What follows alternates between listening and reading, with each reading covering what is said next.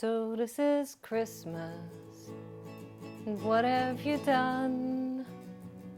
Another year over, and the new one just begun. Happy holidays! For today's episode, I wanted to take you for a tour of Christmas in Curacao.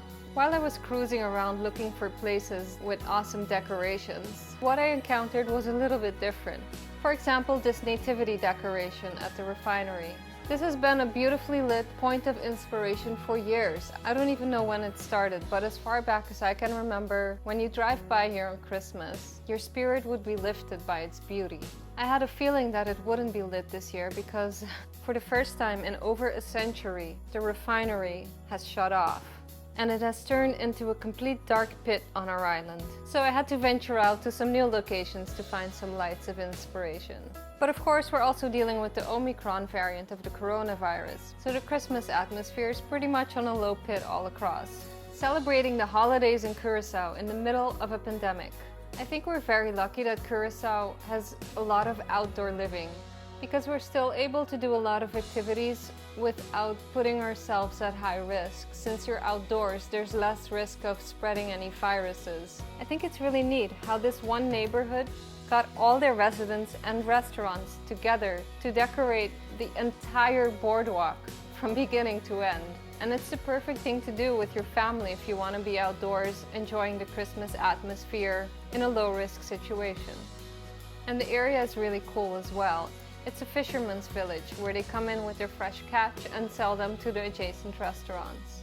So it's on the corridor next to the ocean. I think it's pretty cool how the decorations of this one company becomes the backdrop for all these people to do their photo shoots. I mean, look at how completely lit this place is.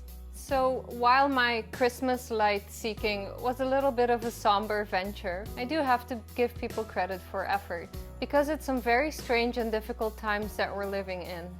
And to see that people don't lose their spirit despite all of that, isn't that amazing? That's an inspiration to me. I think the message to be found in all of this is that you shouldn't give up. And if you have to adapt your lifestyle or your routine to make things work, then so be it. We don't have to keep living the life that we've grown accustomed to. But let's keep living with purpose and with love in our hearts.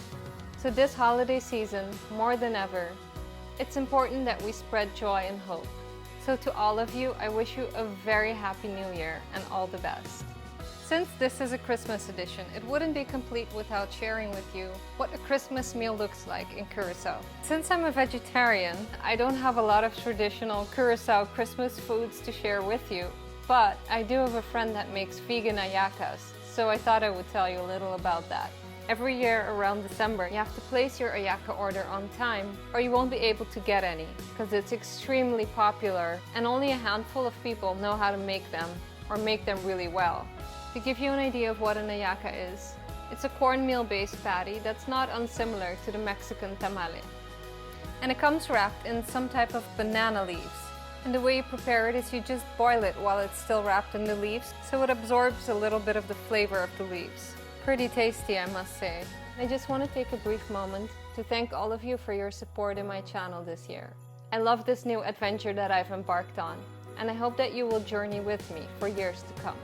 Happy, amazing, prosperous, serene 2022.